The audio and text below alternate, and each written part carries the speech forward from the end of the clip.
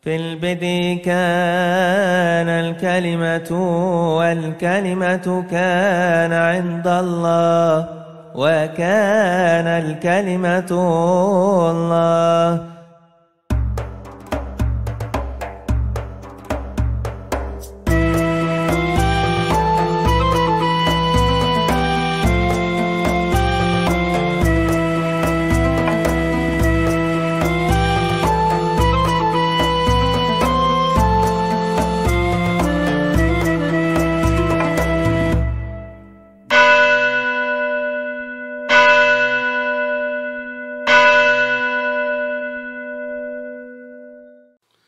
Shalom Aleichem Besem Hamasyah. Pada pembahasan sebelumnya saya mengajak kepada saudara untuk menelaah teori-teori yang muncul pada abad modern tentang spekulasi Natal. Ada yang membuat teori Yesus lahir pada perayaan Pondok Daun. Ada bahkan yang untuk membantah penanggalan kuno gereja bahwa Yesus lahir pada tanggal 25 Desember dengan mengemukakan teori bahwa Yesus lahir di musim panas pada saat pohon kurma berbuah. Nah, saya harus katakan bahwa semua teori ini adalah teori yang muncul ratusan tahun setelah peristiwa Natal itu sendiri terjadi. Bahwa narasi-narasi Natal baik yang tercatat dalam Injil Matius maupun Injil Lukas itu memberikan kepada kita informasi yang cukup penting. Yang pertama, pada saat Yesus itu dilahirkan, orang Majus datang ke Bethlehem dengan dibimbing oleh bintang Natal. Nah, sejak tahun 1604 ketika teleskop atau teropong bintang itu ditemukan oleh Johannes Kepler, saat itu mulai diteliti apa sebenarnya atau bintang apa yang sebenarnya pernah tampak membimbing orang Majus ke Bethlehem untuk bertemu dengan Kristus. Berdasarkan penelitian dari banyak ahli, bukan hanya secara astronomi, tetapi juga seorang arkeolog yang bernama Scannable tahun 1925 melakukan penggalian di Menara Jipar di Babel. Menara Jipar itu adalah termasuk situs kuno, masyarakat kuno yang memiliki sekolah astronomi. Maka di sana ditemukan di dalam bahasa Babel kuno ungkapan seperti ini. Mulu babar ukai wanu inajipati, yang artinya Jupiter dan Saturnus pada konstelasi Pisces. Dan itu terjadi pada bulan Desember tahun 7 sebelum Masehi. Nah, apa artinya ini? Dalam dunia simbol masyarakat Babel kuno, Jupiter planet terbesar itu melambangkan raja.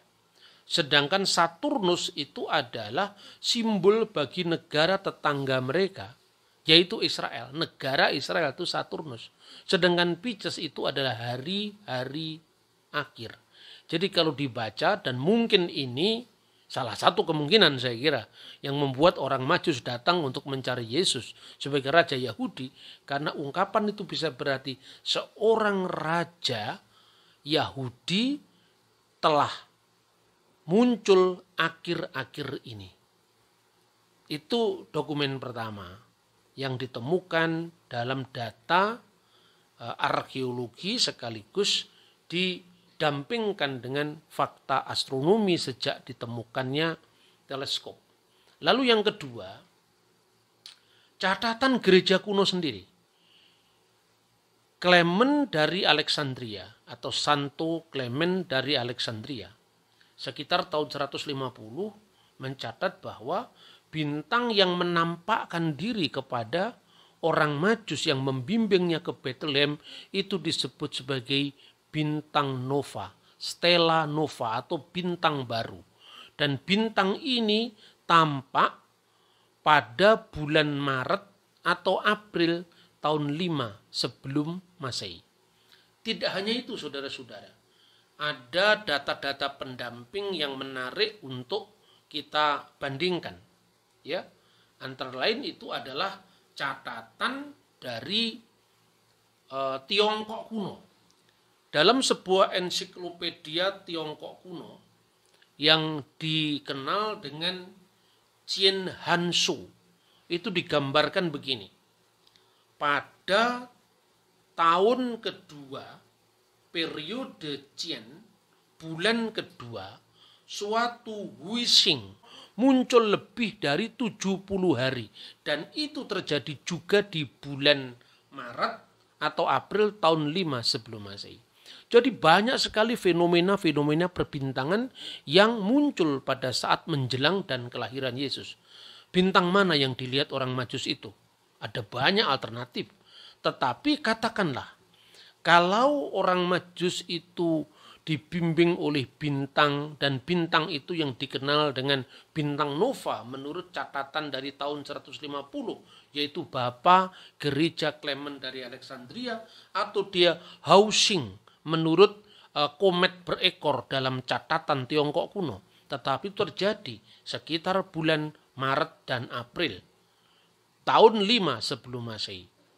Nah, saya ingat apa yang ditulis di dalam buku yang 3 jilid Yesus of Nazareth dari Bapak Suci Paus Benediktus ke-16. Beliau mengatakan bahwa sesungguhnya perhitungan Natal itu telah terjadi kekilafan.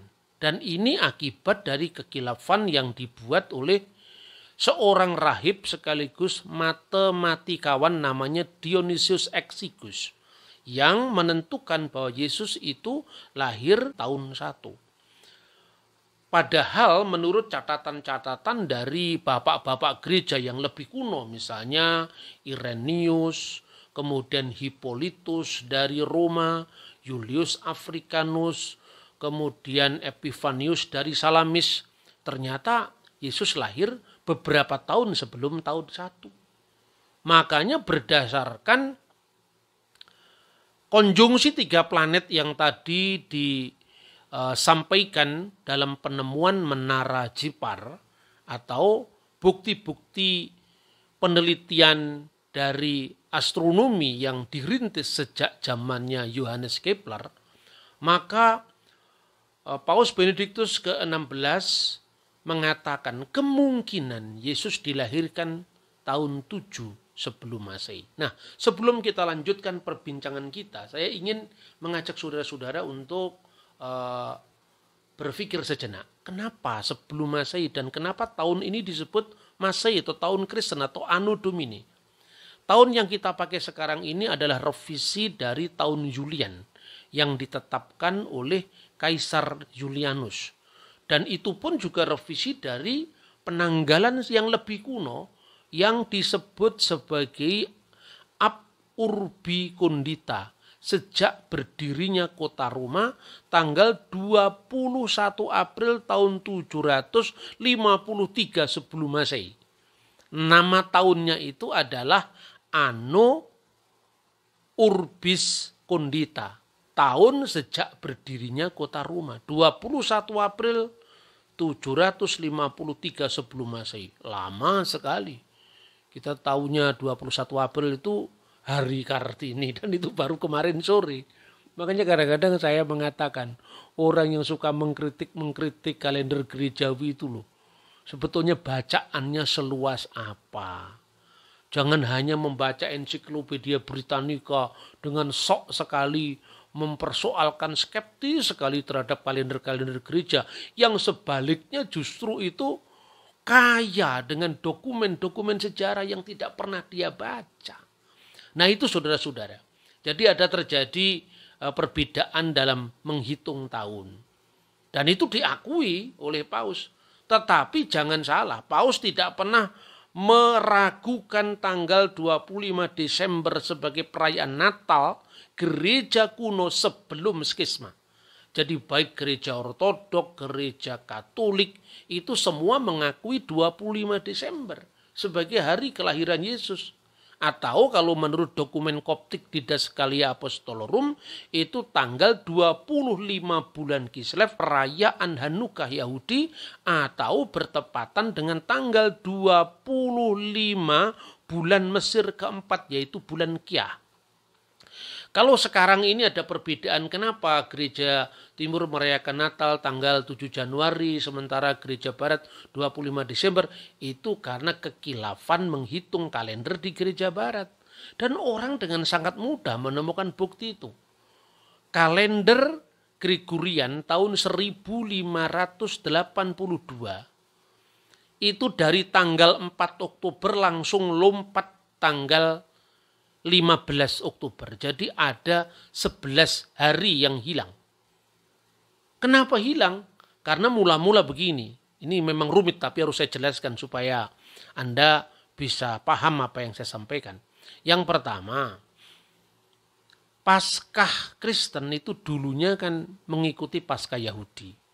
Karena Paskah Yahudi itu Paskah keluaran dari tanah Mesir yang dirayakan tanggal 15 bulan Nisan itu bertepatan dengan bulan purnama.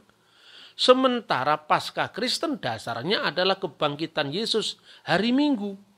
Dulu gereja Roma selain Paus Telesporus yang merayakan Paskah setiap hari Minggu, tapi paus-paus yang lain karena belum menjadi ketetapan gerejawi itu masih sangat menjunjung tinggi perayaan Paskah Yahudi di bulan purnama tadi. Lah padahal antara kalender bulan dan kalender matahari itu ada selisih 10 atau 11 hari setiap tahun. Sehingga tahun ini misalnya tepat bulan purnama, tahun depan lagi geser nggak tepat. Maka harus disesuaikan antara minggu dan bulan purnama tadi. Akibatnya tahun 1582 kita geser dari tanggal 4 Oktober, kemudian langsung tanggal 15 Oktober. Lalu menit dan detiknya juga tidak dihitung. Ini berkaitan dengan rutinnya perhitungan tahun kabisat. Misalnya tahun 1700 hilang lagi satu hari. Tahun 1800 hilang lagi satu hari. Tahun 1900 hilang lagi satu hari. Akibatnya ada selisih 13 hari. Jadi 7 Januari di gereja Timur itu sesungguhnya 25 Desember menurut kalender aslinya, kalender Julian. Sementara yang geser itu di Eropa, di Barat, di gereja Katolik. Karena gereja Barat ini yang menang, maka akhirnya Natal diperingati tanggal 25 Desember yang sekarang menurut tahun Gregorian. Nah, ini fakta yang pertama harus disampaikan supaya kita tidak bingung dengan kerumitan kalender Natal. Lalu yang pertama tadi, Yesus kira-kira lahir tahun 7 sebelum Masehi. Oleh karena itu, Paus Benediktus ke-16 mengingatkan kita dalam bukunya The Spirit of Liturgy, mari kita tinggalkan mitos-mitos Natal, termasuk mitos 25 Desember, Sol Invictus tadi. Lalu orang Majus, kalau misalnya dia bertemu dengan Yesus dibimbing oleh bintang nova tadi sekitar bulan April, Maret atau April tahun 5 sebelum tahun Masehi, maka usia Yesus saat itu kurang lebih 2 tahun. Dan ini cocok dengan Alkitab. Seringkali dalam aksesoris-aksesoris Natal, perayaan Natal populer itu bersamaan dengan bayi Yesus di Bethlehem, orang-orang Majus atau 3 raja yang bijaksana membawa emas, kemenyan, dan mur. Padahal tidak seperti itu. Alkitab sendiri mencatat di dalam Matius pasal 2 ayat 11. Pertama, orang Majus tidak lagi datang di Groto atau di kandang Bethlehem. Tapi dia datang di rumah Bunda Maria. Pertama. Yang kedua, ketika Herodes merasa dikelabui oleh orang-orang Majus yang menempuh jalan lain, maka dia murka, naik pitam, marah luar biasa, dan dia mengeluarkan dekret. membunuh setiap anak di Bethlehem dan sekitarnya yang usianya di bawah 2 tahun. Mengapa di bawah 2 tahun? Karena perkiraan waktu itu Raja Yahudi atau Yesus yang disembah oleh orang Majus itu kira-kira berumur 2 tahun ke bawah atau 2 tahun kurang lebihnya lah, kira-kira seperti itu. Kalau kita mengacu pada kalender konjungsi 3 planet Desember tahun 7 sebelum Masehi dengan penampakan bintang nova kira-kira bulan Maret April tahun 5 sebelum Masehi. Nah, kemudian Kristus pergi bersama dengan Santo Yosef dan Santa Maria pergi ke Mesir. Selanjutnya kita akan melihat sumber-sumber dari gereja kuno. Secara khusus adalah sumber gereja Koptik. Mengapa? Karena gereja Mesir, gereja Alexandria inilah yang mendapat kehormatan dikunjungi keluarga kudus. Karena itu di dalam Sinaksarion Koptik ya, yang terdiri dari 2 jilid ini, kitab Al-Sinaksar, ini disebutkan bahwa keluarga kudus itu tiba di Mesir, khususnya kalau di dalam rute perjalanannya itu Kristus dan keluarga kudus itu berangkat dari Bethlehem menuju ke Gaza, dari Gaza nanti dia menuju ke tempat yang sekarang disebut Syekh Juwaik. Kemudian dari Syekh Juwaik dia pergi ke El Aris, dari El Aris dia pergi ke Pelusium, kota kuno yang sekarang disebut Farama. Dari Farama kemudian dia pergi ke tempat yang sangat terkenal di Mesir yang dikenal dengan Tel Busta, tempat orang-orang Mesir kuno menyembah berhala. Dan itu jelas-jelas disebutkan dalam peringatan tentang kunjungan keluarga kudus ke Mesir. Jadi masuknya keluarga kudus di tanah Mesir, dan itu diperingati setiap tanggal 24 bulan Basans atau bulan Pason yang bertepatan dengan 1 Juni tahun 5 sebelum Masehi. Jadi catat, berarti ketika malaikat memerintahkan Yusuf untuk pergi membawa Yesus dan Bunda Maria ke tanah Mesir, itu setelah bulan April tahun 5 sebelum Masehi. Dan tradisi Koptik ya, yang disebut sebagai taklid al-muqaddas atau tradisi suci atau berita yang diterus sampaikan secara tanpa putus sampai pada gereja kita sekarang, itu adalah 1 Juni. Sudah mulai masuk musim panas. Nah, dalam perjalanan keluarga kudus itu, kira-kira mereka sesampai di dekat tempat yang sekarang dikenal dengan provinsi Ismailia. Di sanalah terjadi mujizat di mana Yesus dengan kuasa sabdanya, Yesus yang waktu itu tidak lagi bayi tapi kanak-kanak, itu mengeluarkan air dari padang gurun dan terjadilah mujizat pohon kurma. Tapi ingat, itu tidak terjadi pada saat kelahirannya, tapi pada saat pengungsian ke Mesir. Nah, saudara-saudara, fakta ini yang mungkin ditafsirkan sebagai mujizat kelahiran Yesus di bawah pohon kurma. Bukan. Itu adalah mujizat ketika pengungsian keluarga kudus di Mesir. Dan itu tercatat jelas di buku Sinaksarion ini. Nah, Sinaksarion ini memang berdasarkan pada paradosis apostolik. Paradosis apostolik itu adalah suksesio apostolik yang diterus sampaikan dari zaman abad pertama melalui para rasul ke muridnya para rasul, ke murid-muridnya para rasul. Sekalipun yang namanya Sinaksarion itu singkat-singkat, tidak terlalu detail. Tetapi terjadi fabrikasi pada abad-abad kemudian. Antara lain muncullah buku-buku apokrifa. Nah, dalam buku-buku apokrifa itu kadang-kadang memang diceritakan lebih panjang dan semi legendaris itu sebetulnya, atau ya dipanjang-panjangkan atau mungkin ditambah-tambah itu kira-kira. Antara lain disebutkan dalam sebuah buku apokrif yang berjudul Injil Matta al-Manhul, yaitu Pseudo Gospel of Matthew, secara khusus pasal 20 kira-kira dikatakan, maka kata bayi Yesus yang ada dalam pelukan ibunya, perawan Maryam, wajahnya tersungging senyum.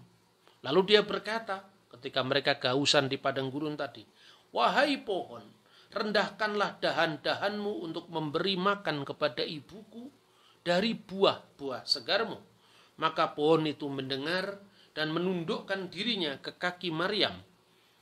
Lalu mereka makan buah-buah yang segar itu.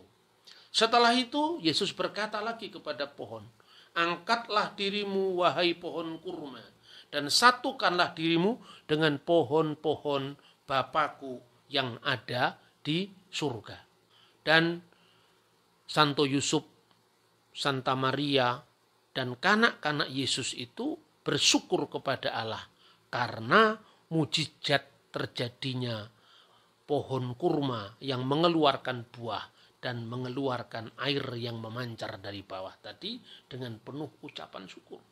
Ini dicatat dalam buku yang kira-kira ditulis baru pada abad ke-6. Jadi sudah jauh sekali dari peristiwa. Itulah sebabnya gereja membedakan kisah-kisah yang memang punya nilai historis dan kisah-kisah yang semi legendaris tadi. Padahal dalam konteks hitung-hitungan tahun tadi, mulai dari penampakan bintang nova sampai kemudian dia pergi ke Mesir dan tiba di sana mulai musim panas, yaitu tanggal 24 bulan Pasion atau tanggal 1 Juni sehingga terjadi itu musim pohon kurma. Itu Yesus sudah berusia lebih dari 2 tahun. Dengan demikian, karena di dalam teks-teks apokrifa yang membanjir informasinya khususnya lewat tradisi lisan bahwa Yesus yang buat mujizat itu masih bayi, maka kemudian muncul kisah seolah-olah Yesus lahir di bawah pohon kurma. Nah, bagaimana sikap gereja tentang buku-buku apokrif ini ya? Pertama-tama gereja kritis. Mengkritisi buku-buku itu. Misalnya, ini bisa dibandingkan tulisan dari Abuna Abdul Masih Basit Abul Khair. Beliau ini adalah kahin kanisah Sayyidah Al-Adra Bimasturut. Jadi dia adalah seorang imam atau seorang abuna dari gereja Ortodok Koptik, gereja Sayyidah Al-Adra, gereja Lady Mary, yaitu gereja Bunda Maryam yang ada di Masturut. Dan Masturut itu salah satu situs perjalanan keluarga kudus di Mesir. Judul bukunya adalah Apokrifa Al-Ahdul Jadid, kitab apokrifa perjanjian baru. Yang pertama pertanyaannya, kaifa kutiba, bagaimana buku-buku seperti ini ditulis? Lalu walimada rafadatuha al-kanisah, dan kenapa gereja menolak buku-buku seperti ini?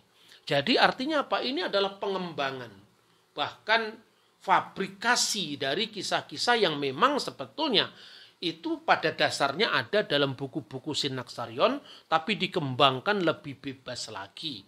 Dan itu menjadi banyak acuan dari kelompok-kelompok tertentu pada masa dulu, dan itu muncul ratusan tahun setelah peristiwa. Jadi bedakan antara sejarah dengan kisah-kisah semi legendaris. Kalau sejarah itu kan jelas, misalnya gini ya, gereja Ortodok Koptik itu bisa menghitung keluarga kudus itu kira-kira tinggal di Mesir sekitar 3 tahun 6 bulan. Ada yang menghitung 3 tahun 11 bulan. Dari mana kita bisa tahu seperti itu? Ya dari Alkitab. Kan Alkitab tidak ada eksplisit, Pak. Ya memang eksplisit tidak ada, tapi implisit ada. Kenapa?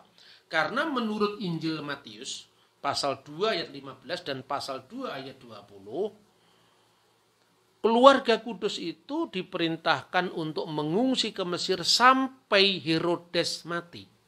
Dan malaikat kembali menampakkan diri kepada Yusuf bahwa bawalah anak itu kembali ke tanah Israel karena raja yang hendak membunuh dia sekarang sudah mati. Dari mana kita tahu kematian Raja Herodes? Catatan sejarah yang sejaman. Salah satunya adalah karya dari Flavius Josephus. Dalam karya Josephus ini dengan jelas dikatakan bahwa Herodes Agung itu mati pada saat terjadinya gerhana bulan. Nah, sekarang para ahli sejarah kuno Israel itu mencatat matinya Herodes Agung, ada yang mengatakan karena terjadinya gerhana bulan itu tahun 4 sebelum Masehi, dan ada ahli lain yang menganggap tahun 1 sebelum Masehi. Itu penelitian tentang kapan terjadinya gerhana bulan, yaitu pada saat Herodes mati tadi. Maka dari sini kita bisa lihat keluarga kudus mulai diperintahkan meninggalkan Bethlehem menuju Gaza, menuju Al-Aris, menuju Farama, sampai kemudian nyebrang sungai Nil sampai di kota Kairo lama yang dikenal dengan gereja Hanging Church, gereja Abu Sirga. Lalu mereka akan kembali ke tanah Israel setelah mendengarkan perintah malaikat tadi dalam penampakan kepada Yusuf. Jadi bisa dihitung, kalau dia tiba, dihitung mulai tibanya bulan Juni pada saat mulai musim panas tahun 5 sebelum Masehi sampai kemudian matinya Herodes itu sekitar bulan Januari terjadinya gerhana bulan tahun 1 sebelum Masehi, maka keluarga kudus tinggal di Mesir lebih dari 3 tahun, 3 tahun 6 bulan, 3 tahun 7 bulan, tinggal dari mana kita menghitungnya. Nah, itu bedanya bagaimana gereja kuno. Ya, bapak-bapak gereja yang kemudian dilecehkan setelah munculnya teori spekulatif Dewa Matahari Sol Invictus tahun 743, zamannya Keraton Surakarta Hadiningrat berdiri itu terlalu baru untuk kita bisa bandingkan dengan dokumen-dokumen gereja. Sekalipun di situ ada kekilafan di dalam menghitung, itu kan wajar. Di kalender manapun juga kan ada itu. Tetapi jangan skeptis dengan kalender gerejawi. Dan terakhir saudara-saudara, orang sering bertanya, seolah-olah gereja itu menerima 27 kitab perjanjian baru itu hanya karena asal menguntungkan gereja. Tidak seperti itu. Kenapa kitab-kitab seperti Injil Tufliyah, Injil masa kanak-kanak Yesus yang ditulis pada abad ke-5 dalam bahasa Syriak dan terjemahan Arabnya abad ke-7 sekitar tahun 600-an. Kenapa kita menolak Injil Thomas Israeli yang memuat tentang kisah Yesus pada masa kecil? Dia membuat 12 bentuk burung dari tanah liat kemudian menjadi burung dengan sungguh-sungguh. Kenapa cerita Yesus bicara pada waktu bayi yang disebutkan dalam Injil masa kanak-kanak Yesus berbahasa Arab itu ditolak oleh gereja? Bukan karena itu bertentangan atau seolah-olah ini enggak cocok dengan klaim ketuhanan Yesus. Tidak seperti itu. Maka baca langsung sumbernya. Seandainya gereja menerima buku-buku itu, kalau sekedar untung-untungan gereja untung. Ini saya itu contoh ya. Ini terbitan dari Injil masa kanak-kanak Yesus. Diterjemahkan dalam bahasa Latin oleh Henricus Sick. Ini terjemahan di dalam bahasa Latin, tapi berdampingan dengan naskah Arabnya ya. Ini diterbitkan pada tahun 1697. Ini misalnya. Kalau justru kita menerima buku ini sebetulnya malah mendukung ketuhanan Yesus, bahkan ajaib sekali. Karena Yesus usia masih bayi digendong ibunya sudah bisa bicara ini. Bahkan di sini tidak menolak Tritunggal, tidak menolak keilahian Yesus, bahkan melebih-lebihkannya. Misalnya diawali dari Bismil Ab walibni warrohil kudus al-ilahu wakid amin. Trinitas, demi nama Bapa dan Putra dan Roh Kudus amin. Dan di dalam pasal pertama itu disebutkan bahwa telah disebutkan di dalam kitab Yosefus, qad wajadana fi kitabi Yosefus ra'is al-kahinat alladzi kana ala ahdil masih. Disebutkan dalam kitab Yosefus, Rois Kahinah, jadi imam besar yang hidup pada zaman Al-Masih, wahot kola Anas, innahu Kayafa. Dan ada juga yang mengatakan dia adalah Anas atau Kayafas. Ini disebutkan di situ. Inna Yasua takalama wa huwa hina kana fil mahdi. Bahwa Yesus telah bisa berbicara ketika dia masih bayi, masih digendong ibunya. Wa qala li Maryam ummuhu. Dan dia berkata, bayi Yesus tadi berkata pada Maryam ibunya, ini ana huwa Yasua ibnullah. Sesungguhnya aku inilah Yesus, putra Allah. Wa abi arsalni likolasil alam. Dan Bapakku telah mengutus aku untuk keselamatan dunia. Jadi ini jelas mendukung keilahian Kristus. Bahkan gereja menseleksi mana yang punya nilai historis, mana yang tidak punya nilai historis.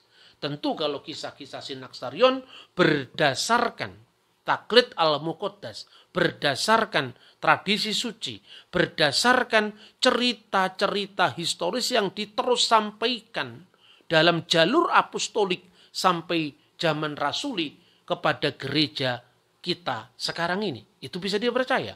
Tetapi fabrikasi, melebih-lebihkan kisah itu dalam buku-buku yang disebut buku apokrifa, yang itu muncul ratusan tahun setelah zaman Yesus, tentu itu tidak sekedar menguntungkan klaim gereja atau tidak. Gereja tidak pernah mengajarkan kebohongan hanya untuk menyatakan kebenaran. Kebenaran tidak mungkin lahir dari kebohongan. Kebenaran adalah kebenaran. Kalau kita tidak bisa lagi jujur dengan agama kita, lalu apa yang kita perjuangkan? Terima kasih untuk perhatian saudara menyaksikan tayangan ini. Tuhan memberkati kita.